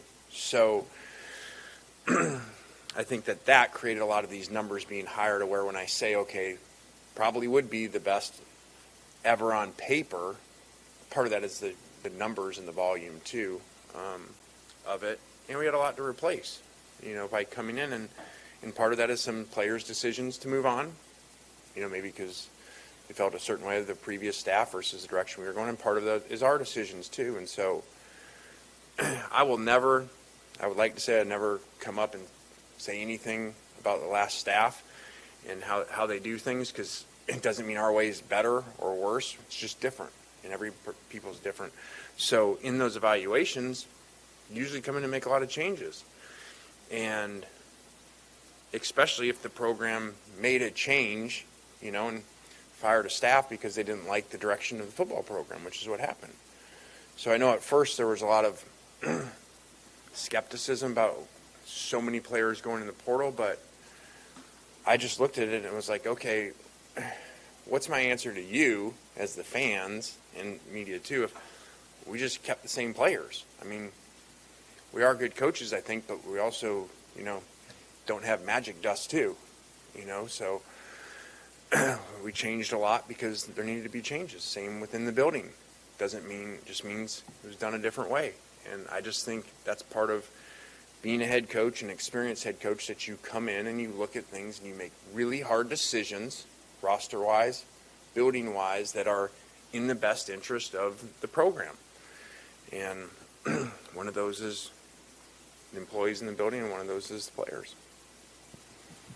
Hey, Lane, Glenn West, 24/7 Sports. A couple pieces here to this question, but just, you guys were very aggressive in going out and getting Sam Levitt to be the quarterback here. Just what spoke to you about his game and what you like about his game? Maybe give us a little bit of an update on kind of his injury timeline and when you can maybe expect to get him back on the field. And then just the opportunity that maybe that sets up for guys like Husan and Landon Clark you also brought in this spring. Yeah, I think maybe the quarterback room as any position, if not the most, as you looked at it, a lot of change had to happen there, and there weren't many numbers at all. I think maybe there was one when we got here. And so really pleased about what we were able to do there, because again, like I talked about, I think a huge key is, how do you put together the whole roster in this world that's in outlet? There's a salary involved. And so I think one of the mistakes that's been made over time is people focus so top heavy that they go get these top players, but then they don't really do a good job of necessarily having really good evaluations of the 2s and the 3s that make your program better by how you practice, but also eventually play at times. I think the previous place you're at, there's a really good quarterback story that wasn't even there this time a year ago, and then our evaluation process of always grinding, always trying to find players, find a quarterback that doesn't come until the summer in the second window, and that story is what it is. So that's why, as you look at this, I thought this was really critical what we did here, the quarterback position. Sam will be able to throw some and participate in 7-on-7 stuff in the spring. probably not the team stuff. And so I think it was, regardless, we would have done what we did, but it's also imperative to get quarterbacks, because that's going to be a lot of how your spring ball goes, which is your first time of your team feeling an offense.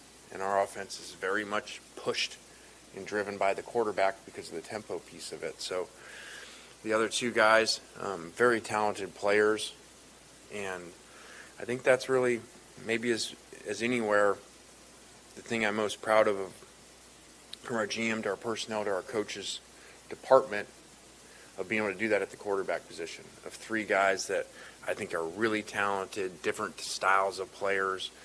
And so for them, and it says a lot about them to come to the same place. But nowadays, a lot of guys don't want to do that. They want to go to where, okay, I'm guaranteed I'm going to start. And so I think it says a lot about their competitiveness. Hey, Coach. Jacques Doucet, WAP-TV here in Baton Rouge. You've talked a little bit about it, but have you ever faced a spring or something like this before? Like you said, 60 new players, 13 new coaches, the timing of the offense. How important will spring football be to you in getting this thing going? Yeah, I don't know the exact numbers, but, you know, a year ago we did something similar and lost a lot of players to the draft and the quarterback. And so I think this new era has kind of made us do this a little bit more than normal. But I think it's exciting. I think it's challenging, which I talk a lot about, you know, as I've gotten older, and how important it is to get out of comfort zones in life and to challenge yourself versus sometimes, oh, things are just set and this is an easier way to do it, and you just go, you know, you go an easy route. This was not an easy route, making this choice and this decision to come here, and uncomfortable in some ways. And I really like that, because I think it forces me to grow, forces our staff that could have just stayed where they were and been very comfortable. And so I get excited about that. Just like the team meeting today and coming in here and not really knowing the people like we did, and first time for them interacting and choosing their 2-on-2 basketball team and stuff like this. It's neat to redo things like that over after, 6 years of what I think was a really cool and neat run. Yeah, Ron Higgins, Shreveport Bossier Journal. You signed more people in this transfer class than you ever did at Ole Miss. Is that by design, or is it because you have more resources? You can go after more people. You have more money to work with. Well, I think the number thing was a lot because you have the coaching change. And I think as you study around the country, but the SEC, there was huge numbers where a coaching change happened because kids kind of want to go in the portal. And the more reasons you can give them to go in, and a coaching change is a really big one, kids want to go in. Gets attention, puts them in an open market. So yeah, the resources, I know definitely helped. I wouldn't say that necessarily because the number of them, but the ability to, and it's not just resources when you talk about the financial resources, it's, to me, the resources of, they come on a visit and they walk in to Tiger Stadium, and it's LSU, and they see all the great players that have played here before, and they see the magnitude of the place, and I know I said it, now it's like floating around here, but as they come to visit, they say the same thing. Like a lot of times in that Sunday meeting, that final meeting that you have with them, what'd you like? They're like, it's just different. It's a different feeling when you come here, and that's not the financial piece. It's just LSU, and they go down and they walk through the cafeteria here and the student athletes, and you feel like you're in an Olympic training site because you just look at it. Here's the best baseball players in the world, and the best, women's basketball players, and it's just a feeling that they got around here, and I don't know if that's really considered resources, but that's a tremendous value into these guys deciding to come here. And I think it kind of, someone asked the other day about, you choosing the right players to come into your culture. I think when they come to visit us, they feel what our culture is, and they feel how demanding that we are on them. And so I think they choose us. And so I think when you put us in the way that we coach and think and talk to them, which is a little bit different, when you put us at LSU, now the ones that, like these quarterbacks that are choosing to come here, I know they're really competitive, or else they don't come because I got to go do it at LSU, and I got to go do it where I'm not going to be guaranteed anything. I'm going to come in, I'm going to sit in that team room, and it doesn't matter where I'm from, it doesn't matter how many stars I have, and it doesn't matter what my salary is. The best players are going to play, and they know that. So it's kind of long-winded, but I think that all filters into the resources and the combination of resources, our staff, and then LSU. All right, that's the beginning of Lane Kiffin's press conference over there at LSU. We're going to move on for a little bit of time here, but we let you hear about 25 minutes of Lane Kiffin. I'm going to react to what we have heard so far for the next 25 minutes. We'll do that next on The Hunt Palmer Show. The Hunt Palmer Show. Our Wednesday shows are brought to you by Renaissance Homes and Pools. I sat down with Joey Blanchard earlier this week, and he loves working on pools. If you want to get into the pool of your dreams, no matter if it's a resort-style pool, a cocktail pool, whatever you want to do, they can design it and do it for you. They can do it with your outdoor kitchen as well. But what about if you're trying to move into the house of your dreams? Joey Blanchard's been building houses for 2 decades here in the Baton Rouge area. If you're trying to get into that forever home, contact Joey. He's happy to help you building that. Pools, outdoor kitchens, the house of your dream. Joey can do it. He wants you to reach out to him via text message. That's how personal this relationship is when they're building your pool, when they're building that outdoor kitchen, when they're building your home. You reach out via text message with the owner of the company, and he walks you through every single step of it. It's 225-252-7745. It's 225-252-7745. Shoot Joey a text, say, hey, looking for the pool of my dreams. Hey, really want to put an outdoor kitchen for this summer. Joey will get back to you. He'll start the process. He'll be there for the consultation and the design and the dig and the build and the finish. He's there every step of the way. Been doing it in Baton Rouge for 2 decades, and he can do it for you next. It's Renaissance Homes and Pools. You can find them online at builtbyrenaissance.com. These ice cubes could have been a thankless bed for an all-you-can-eat salad bar. But instead, they cradle and cool the crisp, refreshing Dos Equis. Nicely done, ice cubes. Transform your living space with Lacoste & Young Remodeling and take your home from outdated to outstanding. Redefine your kitchen for the ultimate culinary experience, or elevate your daily routine with a spa-worthy bathroom retreat. Our skilled team brings 3D modeling to life to ensure your vision becomes a reality. We believe luxury should be accessible and offer tailored solutions to fit your budget without compromising quality. So contact us today for a free estimate. Lacoste & Young Remodeling, providing perfect solutions for your dream home. After a decade of working in private duty nursing, I know how hard it can be to find compassionate care for the ones that you love the most. So I started Decision Critical, a premier concierge nursing agency, so we can take care of you wherever you are. Our highly skilled nurses provide exceptional care from the comfort of your own home, with personalized packages for short-term, long-term, or even around-the-clock care. Visit us at decisioncriticalbr.com and give us a call today to get started. Looking for cleaner energy? Propane is energy for everyone. Propane water heaters are very cost efficient, and the savings are even greater with a tankless propane water heater. We all know that Louisiana propane is a safe and environmentally friendly fuel. So why not go green while you save some green? I'm Miss Louisiana, Gabrielle McLeod, and for more information, visit louisianapropane.com.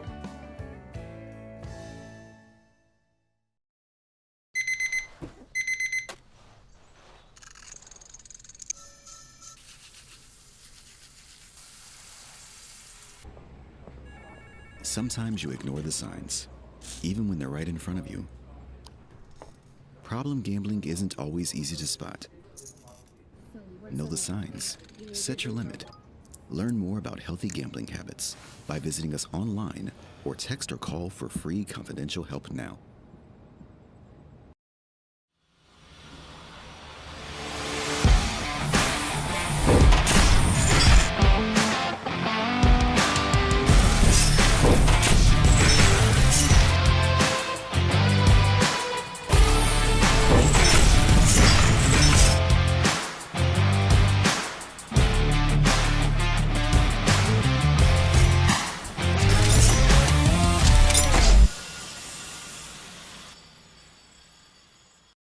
Looking for the ultimate game day experience? Come to the Queen Casino in Baton Rouge. Wall-to-wall TVs mean you'll see every touchdown in HD. Place your bets and fill You're listening to The Hunt Palmer Show, brought to you by Renaissance Homes and Pools.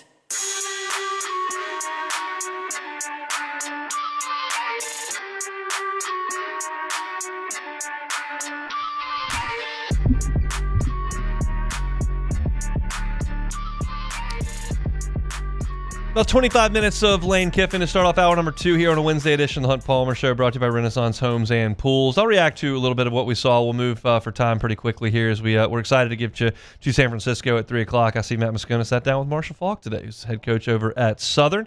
Had to go out to San Francisco to get that done, but they got it done one way or another, and Matt will have 3 hours on Wednesday, Thursday, and Friday, 9 total of great content from out in San Francisco. But we got great content here in Baton Rouge as well, as Lane Kiffin just met with the media, still continuing to do that. I think very, very, very clearly, the most important thing I heard in that 25 minutes that we aired, not even close, I don't even know what second is, but it's not close, is that Sam Leavitt, and let's see if what I wrote down here, can throw and work 7-on-7 in spring.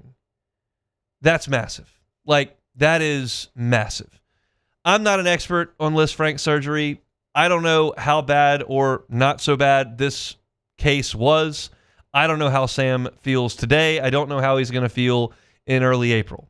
But it appears that they're going to be able to get him out on the field, at least taking some actual physical reps with the route concepts, with the receivers, making some throws. Can he run the read option and go try to make a linebacker miss in space? He cannot. Is he going to be doing all that goes into running Lane Kiffin's offense in his first year here? He cannot. But the fact that he can at least be out there and working with the receivers and throwing the football in spring football, I think is vital. This is a quote that Lane gave here, and I'm paraphrasing because I was just writing it all down. I'll go back and make sure that we have it all correct when we write it for .net, and then we can talk about it later. He said, the offense is pushed and driven by the quarterback because of the tempo we play at. And that is exactly true. Like, the quarterback has to run this show. Now, when we talk about Lane Kiffin's offenses, lots of different quarterbacks have run the show very, very successfully. So he does simplify, or at least put the quarterback in a great position to operate things, but the quarterback has to go do it. And Matt Corral did it, and Jackson Dart did it, and obviously Trinidad Chambliss did it, and we saw Blake Sims do it, and we saw Jake Coker do it, and I expect that we will see Sam Leavitt do it. But it does put you significantly behind the 8 ball in a brand new system with a brand new offensive line and brand new wide receivers, trying to get this thing on the tracks when you haven't been with these guys at all. Like, that can be very, very challenging. And yeah, I wish he could go through everything in spring, but if he can do some throwing and certainly do some 7-on-7, which we see a lot of in preseason camp, that's a great start. And I go back to two things that are LSU-centric with Leavitt's injury. I don't know how applicable either one is to Leavitt's situation, but it's all I have to go off of, so it's all I can use. Matt Mauck felt like he was slowed by his broken foot in 2003 as compared to 2002. And that makes sense. You saw him running like a crazy person in that Tennessee SC championship game in his first year. Then he was out there running around a good bit in his second year there in 2002. And then he didn't run as much in 2003. Now, he set an LSU record for passing touchdowns, and he hit Clayton and Devery Henderson and Skylar Green, and they were really, really good at throwing the ball. And then they also had Justin Vincent running the rock as well. But he developed as a passer, felt a little bit hampered running the ball with that issue as a quarterback. We had Brandon Taylor on. He talked about his situation. He broke it early November, had the surgery early November, and by the time spring practice rolled around, he was running sprints. He was ready to go. When they strapped it on in August, he didn't miss a play. So who knows what the situation will be with Sam Leavitt, but we haven't gotten an update on that because Lane Kiffin hasn't met with the media, and Sam Leavitt's not meeting with the media. So we're just going off of what doctors tell us, what we read from November stories, what general headlines say. We don't know, but I talked about this entering the press conference. I don't speak Lane yet. I can tell you for a fact, if someone was hurt, Paul Maneri would tell you what the injury was, what the surgery was called, when they had it, when they were released from the hospital, what the return date was for. He was a walk-in HIPAA violation. not that is a HIPAA violation in sports. You relay injury terms all the time, but I'm using tongue-in-cheek there. He told you everything. Les Miles told you nothing. Brian Kelly would be like, we'll see. Jay Johnson's not telling you anything. He didn't tell you Gavin Guidry was out for the year for 2 months. He waited a long time to tell you Chase Shores was having surgery back in 2023. He doesn't see any use in telling the media anything about injuries.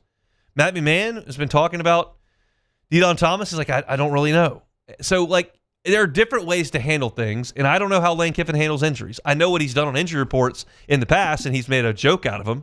He's put 30 guys on the availability report. So maybe you can't take everything he says, but that's all I have. All I have is what he says, and I think it would be a very, very good thing for LSU if Sam Leavitt is able to go out there and throw the football and work on some 7-on-7 in the spring. That would put him in position in the summer to go through all the player run practices and continue to get reps. It's not as if you're talking about a guy who had Tommy John surgery or whatever and can't pick up a football or really do anything until August. He should be able to ease into this thing one way or another, and then hopefully in August he's full speed. But that, of the things that we heard from Lane Kiffin, I can think of nothing more impactful than the fact that Sam Leavitt should be able to throw and to do some 7-on-7 in the spring. Hopefully that puts you in position in the summer. That's the biggest thing we got. There's some other things that I'll get to, but we got to move for time and try to get back on the clock. So we'll just take a time out, come back with more Lane Kiffin talk on the Hunt Palmer Show. The Hunt Palmer Show. Fabry Chevrolet GMC. FabryChevrolet.com is the website. Looking for a truck?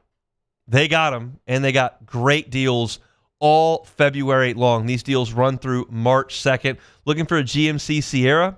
Up to $13,000 off MSRP or 0% APR financing for well-qualified buyers. $13,000 off. Also, 2026 Chevy Silverado 1500s. Check it out. Up to $11,000 off MSRP or 1.9% APR financing for well-qualified buyers. Get by and see them. Highway 61 in St. Francisville. You know the Fabry family. You're going to get great customer service, great service after the sale. Wonderful buying experience there, and plus great deals on those trucks. Go by and see them. Highway 61 in St. Francisville or online at FabryChevrolet.com.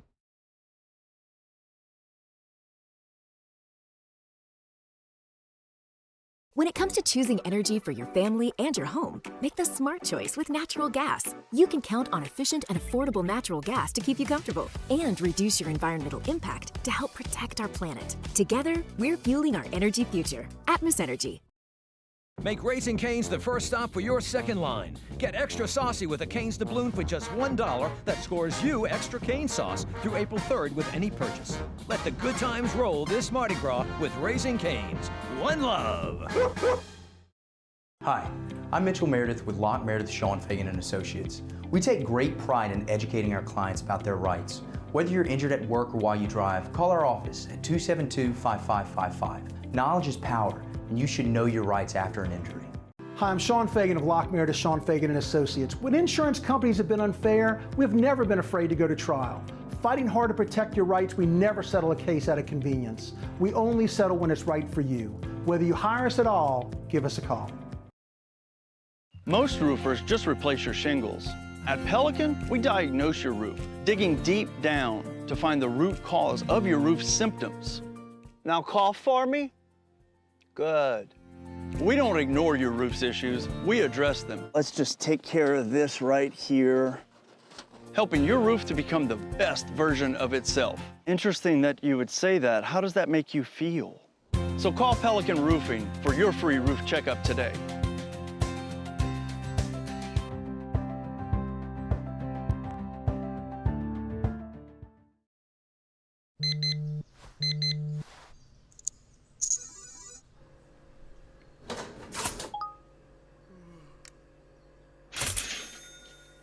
Sometimes you ignore the signs, even when they're right in front of you. Problem gambling isn't always easy to spot. Know the signs, set your limit. Learn more about healthy gambling habits by visiting us online or text or call for free, confidential help now. South Louisiana, it's turnaround season, and River Parish Contractors is calling in the best of the best. We're hiring pipe fitters, iron workers, boiler makers, combo and structural welders, rig welders, carpenters, crane operators, dirt operators, and more. If you're ready to work, ready to earn, and ready to build something that lasts, call Big Jake at 318-547-1000 or go to rpcontractors.com. River Parish Contractors. Let's get building. Transform your living space with Lacoste & Young Remodeling and take your home from outdated to outstanding. Redefine your kitchen for the ultimate culinary experience or elevate your daily routine with a spa-worthy bathroom retreat. You're listening to The Hunt Palmer Show, brought to you by Renaissance Homes and Pools.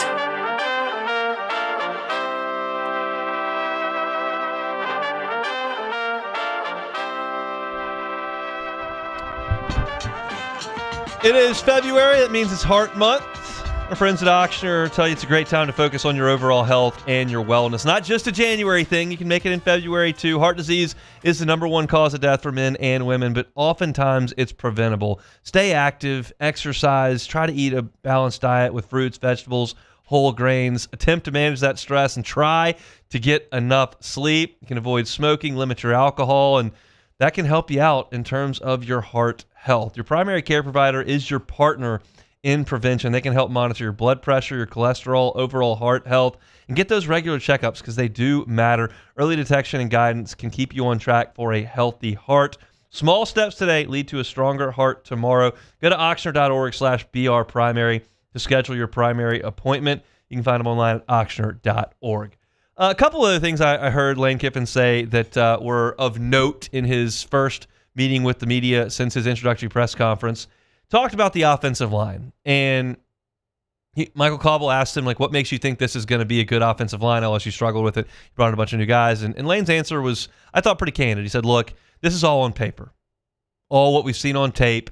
We haven't practiced, and there's no group on the field that has to work together quite like the offensive line has to work together. So we've got good coaches. He mentioned James Craig by name. Of course, Eric Wolford has done a great job helping with the recruiting of this group as well. And he's looking at those guys, and they've got to get out on the practice field and work. They've got to become a single unit. And that starts by identifying who needs to be in what spot, and then it continues by developing that as a group once you get your first 5. There's no guarantee they find their first 5 in the spring. We went out to spring last year, and look, this could be an indictment on the group because they didn't figure out what they were doing on the offensive line all year. But Braylon Moore was the second-team center all of spring. They let DJ Chester be the center almost all of spring. Do I think that's why they weren't good on the offensive line when they got to the fall? Because then Braylon Moore was the center in fall camp and not in the spring? I don't know if that's the case or not. But they've got to get those guys out there in the spring. They've got to get them acclimated to what they're trying to do. They've got a lot of options. I've written about it a lot. I've talked about it a lot. You've got your center in Braylon Moore. You've got your left tackle in Jordan Seaton. What you do at the guards between Ali Uba and Devin Harper and maybe Solomon Thomas. Perhaps you move different guys around to different spots at guard. Maybe you've got Weston Davis at tackle. Maybe he's not. Maybe one of the Bordelon brothers competes and gets a guard spot. I don't know. But they've got a lot of options. They got to figure out what they're going to do at that spot. So offensive line obviously is going to be a big deal for LSU, and they're going to try to start getting that sorted out in the spring. The other thing that he said that was just a powerful quote because of what we know. He was asked about Corey Raymond and Corey's ability to recruit high school players. And Lane Kiffin said, and I quote, "That was an easy one to keep on staff." And you think back to 2021, and you think back of the decision to go get a high school coach to be your cornerbacks coach, and you realize how big a misstep that was. And you realize how big a part that may have played in your inability to cover in 2022 and 2023. Like, you just didn't cover well enough. Really 2024 for some of it too, and Corey was back for that. But it's when you see one coach allow Corey Raymond, an LSU alum, a Louisiana native, walk out to Florida to coach their DBs, and you go hire an unproven guy who completely bombs, and then you hear the next coach come in and go, that was an easy one. That is a start quote. It just is. There's no other way to say it. And I'm glad Corey is at LSU. You're getting returns on that already with the way that they played this past year, with the development you saw from those guys this past year, with the freshman classes they signed, and the corner that they're looking for a commitment from right now. Number one corner in the country from North Carolina is projected to commit to LSU. And that's the kind of guy you're going to continue to see cycle through here as long as Corey is running the show in that room. And the last guy missed on that. He corrected it, to his credit. He corrected it, but he missed on it bad. And Lane Kiffin said that's easy. And I like to hear that because I find it to be easy. Appears that it absolutely was. So just a couple more notes there. We got to keep these segments short because we went so long at the top of the hour with Lane Kiffin. We aired about 25 minutes of his press conference to crank things up. So if you missed it, you can scroll back on YouTube or catch the show on demand and check that out on our YouTube channel. We'll come back and close it out. It's a Wednesday edition of the Hunt Palmer Show.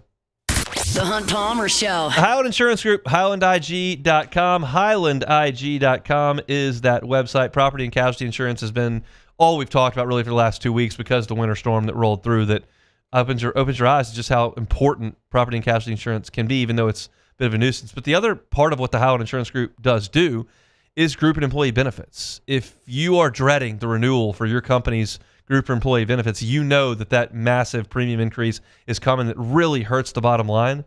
Get a second set of opinion. That's what the Highland Insurance Group can do. Jonathan Carbo told me about a month ago, he's like, yeah, there's one carrier that is really ratcheting up the rates on folks, and we're getting a lot of calls about it, and we're able to help more often than not. So if you are with a carrier who's hiking rates and you just don't feel like that's a tenable solution for you this year, maybe see if there's another option. The Highland Insurance Group is an independent broker. They've got contracts with different carriers. They can put you in the right spot for your group and employee benefits, and that's always very important for bringing in talent, for maintaining the talent in your organization. Benefits are a big deal. The Highland Insurance Group can help you out with it. Check them out online at HighlandIG.com. It's the Highland Insurance Group, HighlandIG.com. At Parrish, we take pride in building roofs that last, because in Louisiana, toughness isn't just on the court, it's in your home too. Parrish Construction and Roofing. ParrishBuilt.com. Okay, and what is our goal? Less than 110. That's right, less than 110. We teach. We laugh. We pray. Dear Heavenly Father, please guide our hands during this procedure. Hey, how we feeling today? I'm feeling better. We heal. You look better. Happy birthday. Thanks. We do all things I got you. No way. with great love. FMOL Health. This is how we health care. I'm Lawyer Locke Meredith. If you're battling an insurance company because of a wreck not your fault and they're not calling you back or being fair, whether you hire us at all, give us a call, 272-5555, or email Locke Meredith, Sean Fagan and Associates. You have nothing to lose. Hello, I'm Collins Meredith. If you've been injured on the job, you likely have a workers' compensation claim, but you may also have a tort claim, which opens up significant recovery rights not normally available for a work injury. If this is you, call us or come see us at Locke Meredith, Sean Fagan and Associates. Men, age is just a number. Don't let it dictate how you feel. Goodwood Men's Sexual Wellness has anti-aging services that can help you look and feel your best. Visit yourgoodwood.com and discover a renewed sense of vitality. At Ochsner, we know healing is a team sport. That's why we've partnered with world-renowned orthopedic surgeon Dr. James Andrews to create the Ochsner Andrews Orthopedics and Sports Medicine Institute. Whether you're a professional athlete or a weekend warrior, our team of specialists are dedicated to getting you back in the game. So whatever your reasons are for reaching your personal best, we've only got one: you. Ochsner Andrews Institute. Long live you. We typically think of stress as being bad for us. At Our Lady of the Lake and LSU, we are researching how certain types of stress, such as exercise, can be good for our immune health. By studying people under extreme stress, such as athletes, astronauts, service members, and first responders, we're learning how to improve the immune health of everyone. That's the power of research. That's the impact of champions. Together, we roar.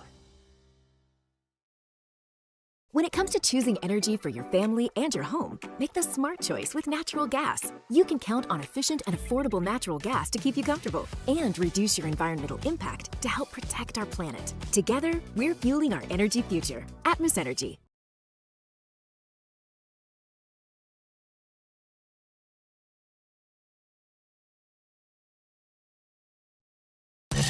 You're listening to The Hunt Palmer Show, brought to you by Renaissance Homes and Pools.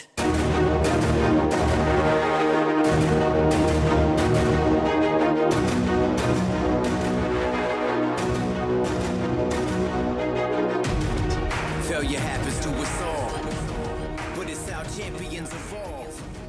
Reminder, our Wednesday shows brought to you by Renaissance Homes and Pools. Looking for the pool of your dreams? Want to get into it for this summer? Renaissance Homes and Pools. Want that outdoor kitchen? Renaissance Homes and Pools. And Joey Blanchard wants to remind you, if you're looking for the home of your dreams, looking to build that forever home, Renaissance Homes and Pools can do that. So if you're thinking about building, thinking about getting a look from some other options, how about the local option? Renaissance Homes and Pools. Joey Blanchard, happy to help you. Shoot him a text. It's what he told me to tell y'all to do. He's like, yeah, best way to get to me is just send me a text. I will call you back. It's a personal touch.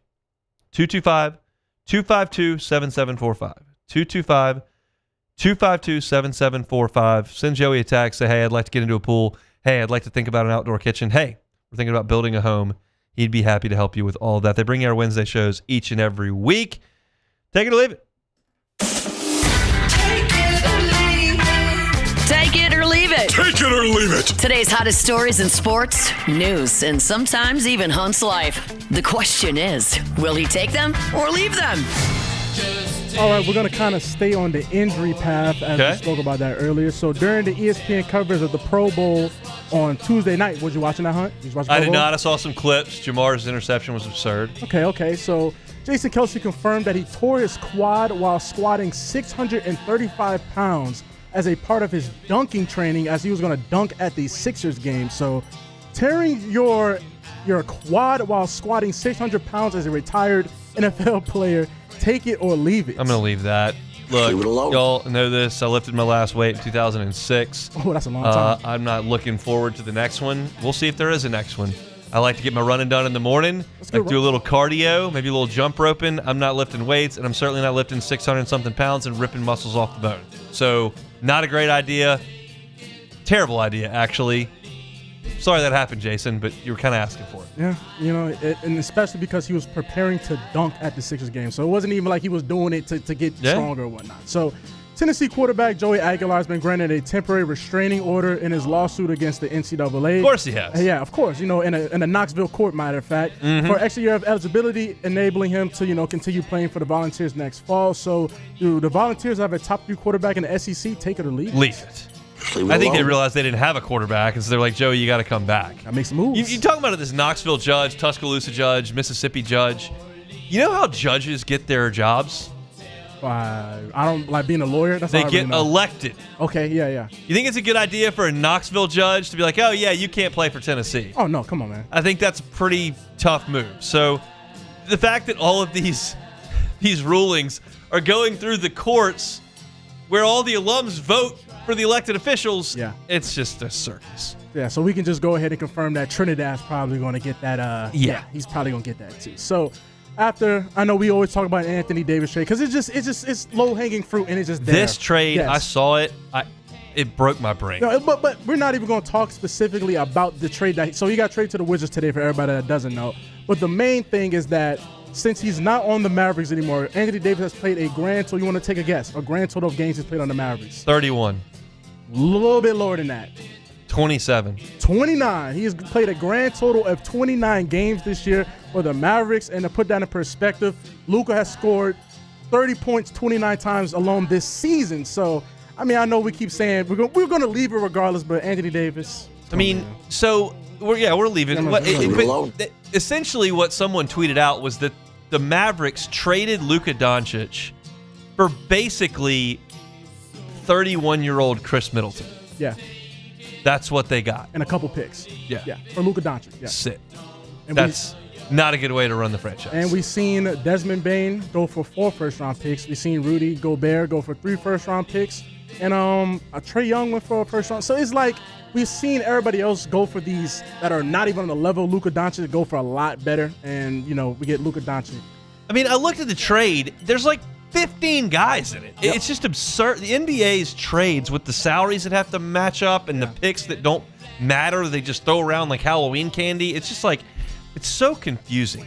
Not that I could be an NBA executive anyway because I have none of the qualifications necessary, but like, I can't keep up with all the players. There's 15 players in a trade. They traded the whole roster for a guy that sucks. Literally. And see, the best way I think about these trades is that you're trading for essentially a middle schooler at the moment. So just think about you're trading for a kid that's like in the 9th grade at the moment, years down the line. So that's what awesome. we at with. I'm sure the Wizards will be right there competing for a title real soon. By the way, I heard there was some thought or some report that the Pels think they're not going to trade anybody because they have a playoff roster. Yeah, I don't know what you mean by playoff roster because they're clearly not going to the playoffs, and that's the roster. It's malpractice. It's not good. It's not even the problem that I have with it is like, are you not watching the same thing we're watching? Like, it feels like you're just playing our intelligence as fans that are like, yeah, we have a playoff-ready roster. Joe, wake up, please. All right, that's it. We heard from Lane Kiffin. We talked a little baseball at third base. You missed any of it, you can catch it on demand wherever you find your sound. Matt and Rivers flew out to San Francisco yesterday. 3 hours of AFR from Super Bowl Radio Row coming your way. We'll be back tomorrow with a Thursday edition of The Hunt Palmer Show. The Hunt Palmer Show. Lifetime Roofing, you can find them online at lifetimeroofingla.com. So fired up that they can offer, as of 2026, a lifetime workmanship warranty. Lifetime workmanship warranty. That's a big deal when you're talking about an investment in a new roof. Roofs are important. We know that in our part of the world. We had a winter storm last week. We have hurricane seasons that can be impactful. Your house is about as big as an investment as most people have. Protect it with the right roof. And do it with a local company born here in Baton Rouge that can service you anywhere in the state of Louisiana. And it's going to be here before the storms, after the storms, and it's going to take care of you and take pride in their work. That's why they are willing to offer you a lifetime workmanship warranty. Financing, they've got it. 0% up to 18 months, and you can finance a deductible with them as well. It's Lifetime Roofing. I invite you to find them online at lifetimeroofingla.com. Lifetimeroofingla.com.